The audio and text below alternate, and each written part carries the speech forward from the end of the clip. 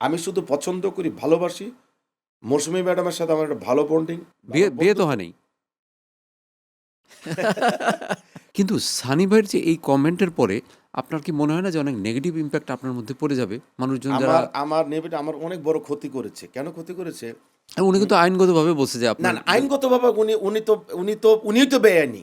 আপনি একটা সিনেমার বিরুদ্ধে লাইভে যেয়ে বলে আমার তাও রিলিজের আগে। রিলিজের আগে ৩ কোটি টাকার সিনেমা আপনাকে ধ্বংস করে দিলেন। আমি তো ৬ কোটি টাকার মামলা রেডি করে রাখছি। ৬ কোটি টাকার মামলা। একদম তথ্য প্রযুক্তির আইনে, যেটা জামিন হবে না ৬ কোটি টাকা না দিলে। চ্যানেলে এসে বললাম। কেন বললাম? আমি বাধ্য হয়েছি। আমার ৩০ লক্ষ টাকার একটা স্পন্সর চলে গেছে।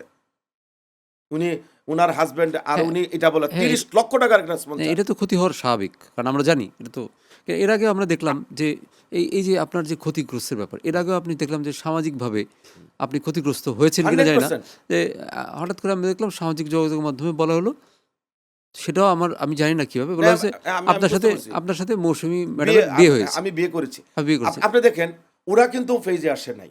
হাসব্যান্ড হবে কেউ আসে নাই। না, আমি শুধু পছন্দ করি, ভালোবাসি।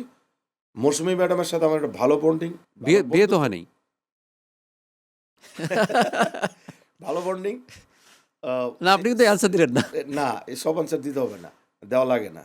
আচ্ছা, তো এই বন্ডিং এর কারণে তো মনে করেন যে আমি অনেক কিছু চাপিয়ে যাই। কেন চাপিয়ে যাই?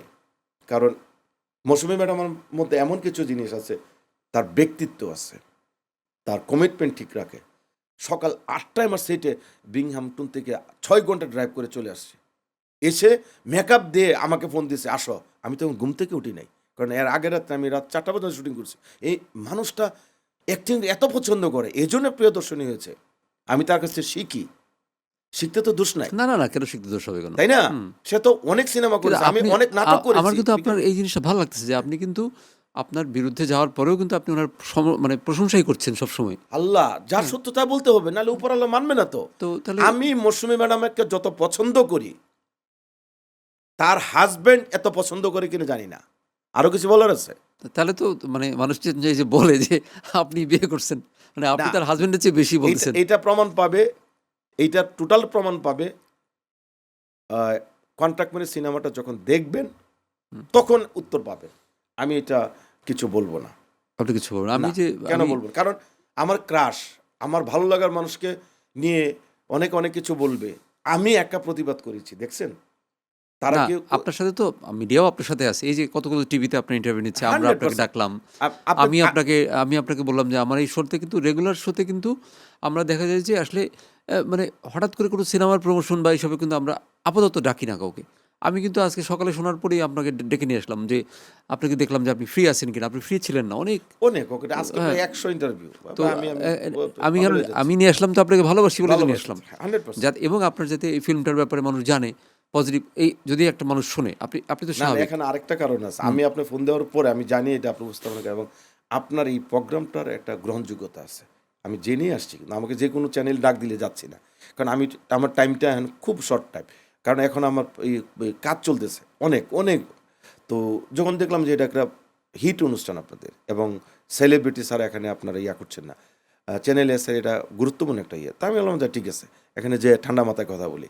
১০ জন ২০ জন কেমন দাঁড়ায় রইল এবং এসে। এটা আপনার জানানো দরকার যে হ্যাঁ, এটা কোনো টেলিফিল্ম না ভাই, এটা না, কোনো নাটক না। না। আপনারা যেটা শুনছেন এটা মিথ্যা, তাই তো? 100%। 100% মিথ্যা। তাহলে মিথ্যা জিনিসটাকে যদি মানুষ ভুলে যায়, তাহলে আবার তারা সিনেমার দিকে আমাদের একটা সিনা সিনেমা কত কষ্টে করে একটা সিনেমা বানাইতে হয়। আপনি বুঝছেন, আপনি হ্যাঁ, বানিয়েছেন, তাই না? বানিয়েছি আমি জানি মানে এবং আমি আপনাকে বোঝাতে পারবো না। আমার কি পরিমাণ মানে মেন্টাল টর্চার একটা সিনেমার জন্য। আমি আমি আমি এত কষ্ট হলে জীবনেও করতাম না। আমি ১,১২০০ পর্বের সিরিয়াল বানাইছি, আপনারা জানেন না? হ্যাঁ, বাংলার হ্যাঁ। সবচেয়ে বড় সিরিয়াল আমার। একটা না ১৫-২০টা বাট সিরিয়াল সিরিয়াল। আর কিন্তু ফিল্ম। ফিল্ম এখানে এসে শুটিং কম, পেরেশানি বেশি, টেনশন বেশি। আর ওখানে কাজ বেশি, টেনশন কম। তো এই যে বিষয়টা আমি খুবই মনে করেন, আমি কালকেও তো আমি আমেরিকাতে কথা বললাম। তখন তার যে মাধ্যম ছিল তার সাথে অমিত হাসান ছিল, জনা ছিল, মৌসুমী ম্যাডামের বাসায় যাচ্ছে তারা মুখে দেখতে। প্রতিদিন ১-২ ঘন্টা কথা বলতে আমেরিকা, কানাডা, লন্ডন, অস্ট্রেলিয়াতে। যেহেতু আমার ওয়ার্ল্ড ওয়াইজ বিজনেস আছে বা আমি সব জায়গায় বাংলাদেশকে প্রমোট করি কাজের মাধ্যমে। সেক্ষেত্রে আমার রাত্রে সজাগ থাকতে, আবার ভোরবেলা আমার কাজে নেমে যেতে হয়। তো আমার কথা হচ্ছে আমি একা প্রতিবাদ করেছি, না এটা বিয়ে না, এটা এমুক, এটা এমুক। তাদের দুইজন একজন কিন্তু মুখ খোলেনি, খুলতে পারতো। বা আমাকে মৌসুমীর হাজবেন্ড আমাকে যদি বলতো, তুই আয় আমরা দুইজন মিলে বসে একটা কথা বলি যে এটা এই হয়েছে, এটা নিয়ে আপনারা কিন্তু উনি তো কন্ট্রোভার্সি করেন, উনি করে উনি নাই। উনি প্রতিবাদ করেনি কোনো সময়? আপনি দেখছেন? আমি দেখিনি। বলেন বাংলাদেশে কেউ দেখছে কিনা? বরং উনি খুচায়া এটারে ভাইরাল বানাইছে। কি লাভ তাহলে ওনার এটা ভাইরাল জানি করে? না এরা মেধা শূন্যতার অভাব আমি মনে করি। জানি না ওনার মেধা কতটুকু আছে, ওনার মেধা অনেক আছে, কিন্তু আমার কাছে মনে হয় মেধা শূন্য না হলে এই টাইপের কথা কেউ বলে না। আচ্ছা, কেন বা আমি বললাম দেখেন, আমি তখন আমেরিকাতেই, আমরা শুটিং করছি ওখানে, ইয়ে করছি, কে বা কাহারা লিখছে হাসান জাহাঙ্গীর বিয়ে করছে মৌসুমীকে, মৌসুমী বিয়ে করছে হাসান জাহাঙ্গীরতে, এই সেই একটা ছেলেকে উনি কমেন্টস করে লিখে দিল তোকে জুতা পিটা করবো। উনার যত ফ্যান ফলোয়ার আছে হ্যাঁ। হাজার হাজার সব অনেক চলে গেল, হাসান এটা জানেই না।